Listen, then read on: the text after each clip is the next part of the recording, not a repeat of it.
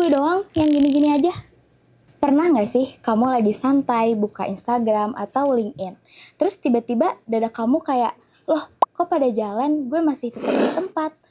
Temen ada yang tunangan, ada yang promosi, ada yang S2, ada yang upload kunci rumah. Sementara kamu masih ngerasa hidupnya di halaman loading.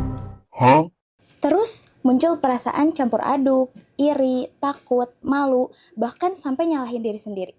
Dan biasanya kamu tutup dengan kalimat paling kejam. Kayak misalnya, kayaknya gue gagal deh. Sebentar. Ini penting banget. Yang bikin sering sakit,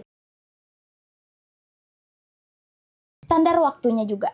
Oke, sebelum kita nyalahin diri sendiri, kita lihat dulu nih fenomenanya.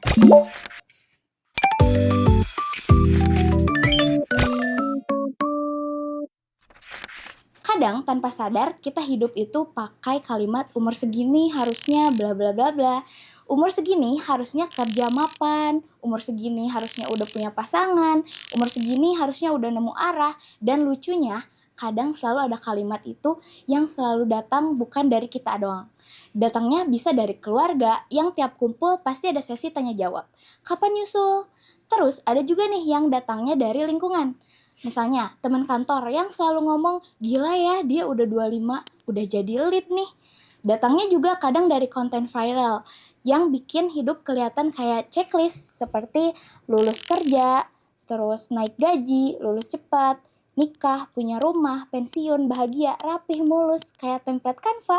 Nah, di sini ada konsep yang menarik banget, yaitu namanya social clock. Tenang, ini bukan teori berat. Gampangnya, social clock itu adalah timeline sosial yang dianggap normal sama banyak orang. Kayak ada jam tak terlihat yang bilang di umur ini kamu harus ada di titik ini. Tapi social clock itu bukan hukum alam, bukan kayak gravitasi. Ini lebih mirip deadline buatan yang disepakati bareng, terus kita lupa kalau itu buatan manusia. Terus pertanyaannya, kenapa kita gampang banget panik gara-gara jam sosial ini? Karena otak kita tuh jujur aja gampang ke bawah suasana kelompok. Kita pengen diterima, kita pengen aman, dan kepala kita tuh selalu pengen ada rasa aman yang sering berarti aku gak beda sendiri. Makanya waktu kita ngeliat orang lain udah sampai titik tertentu, otak kita langsung ngecek, gue di mana? Bukan buat apresiasi, tapi buat memastikan kita nggak ketinggalan. Ditambah lagi, sosial media itu bikin perbandingan jadi brutal. Kita ngebandingin highlight orang, pengumuman, pencapaian, foto terbaik dengan behind the scene hidup kita.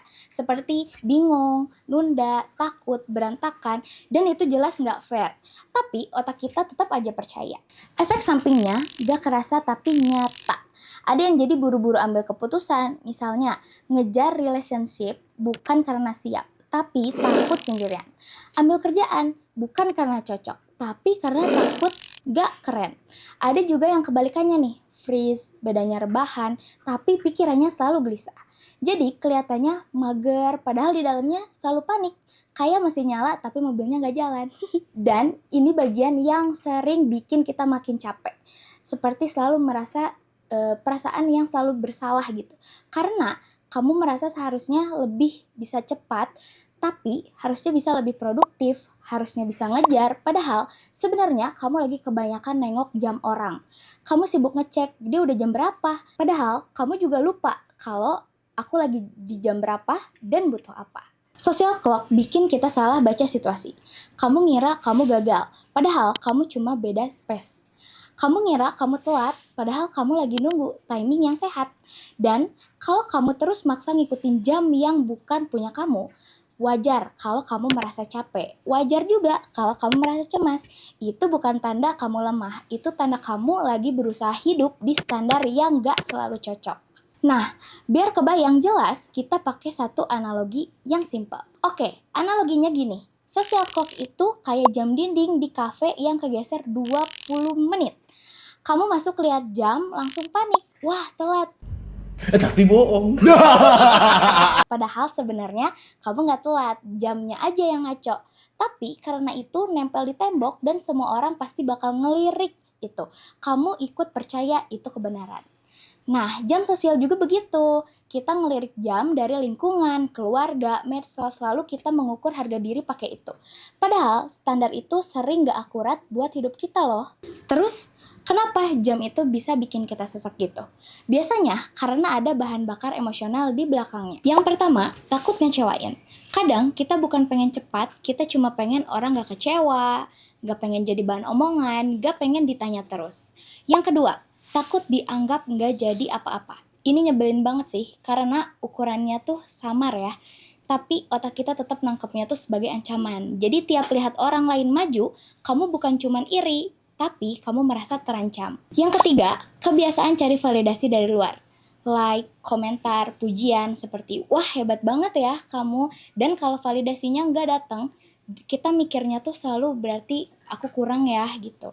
Padahal sebenarnya late bloomer itu bukan gagal. Seringnya cuma beda start line aja. Ada yang mulai dengan akses, ada yang mulai dengan tanggung jawab keluarga, ada yang bisa fokus, ada yang harus beresin mental dulu, ada yang nemu kesempatan cepat, ada yang harus muter dulu. Jadi itu bukan alasan, tapi itu memang realita. Nah, sekarang bagian pentingnya nih, gimana cara riset jam sosial biar kepala kita lebih tenang. Aku kasih 4 langkah yang simple tapi ngaruh. Kalau kamu beneran latihan. Langkah pertama yaitu bedain fakta versus narasi. Fakta itu seperti aku belum dapat promosi. Kalau narasi itu berarti aku gagal. Coba biasain tiap kepikiran aku tertinggal, tanya dulu, ini fakta atau cerita yang lagi aku bikin sendiri nih. Biasanya paniknya turun pas kamu lagi sadar. Yang nyakitin itu narasinya. Langkah 2, bikin timeline versi aku.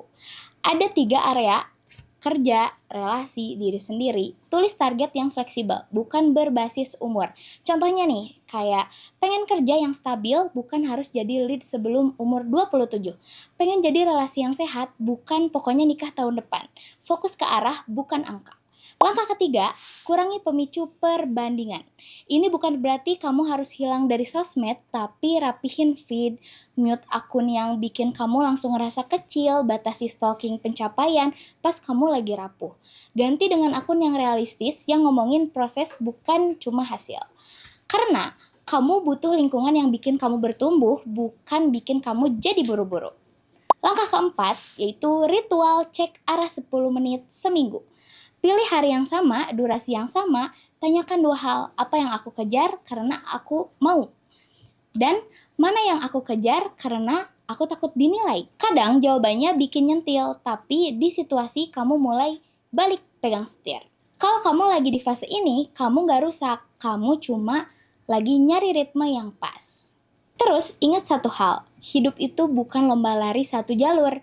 Kita bukan telat, kita sering cuma beda rute aja, beda beban bawaan, beda zona waktu juga. Dan itu gak bikin kamu kalah. Kalau kamu relate, tulis di komentar jam sosial apa yang paling bikin kamu kepikiran akhir-akhir ini. Karir, nikah, atau duit nih. Dan kalau kamu pengen kenal pola diri kamu lebih dalam lagi, cara kamu menekan diri, cara kamu ngejar validasi, cara kamu ambil keputusan, kamu bisa explore bareng Grafologi Indonesia. Cek grafologiindonesia.com/gratis atau tes di grafologiindonesia.com/tes grafologi. Kita mental cek bareng-bareng nih, pelan tapi ngerti arahnya. Bye-bye. Cut. Yes. Cokok. Tenang. Pengen ditanyain terus. Kekatnya sama ini kekat. Kayaknya dia gak mau ada aku deh. Serius.